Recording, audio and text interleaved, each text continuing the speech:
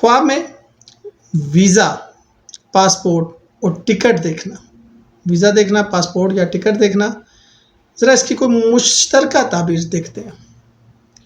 بسم اللہ الرحمن الرحیم، السلام علیکم ورحمۃ اللہ وبرکاتہ۔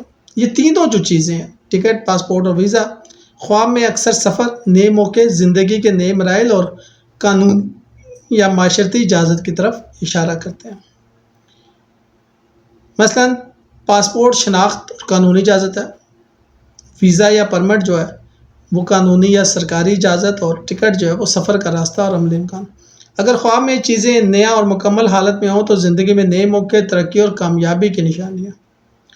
ان تینوں کو حاصل کرنا یا انہیں دیکھنا کسی مسئلے یا رکاوٹ کے حل ہونے کی علامت ہے اور سفر کی بھی علامت ہے۔ یہ خواب اکثر زندگی میں نیا سفر، نیا آغاز، نئے تجربے اور کسی جگہ ہجرت کر جانا یا کسی جگہ زیارت پہ جانا یا تفریح، کسی بھی حوالے سے باہر جانے سے یہ لنک ہے۔ شکریہ۔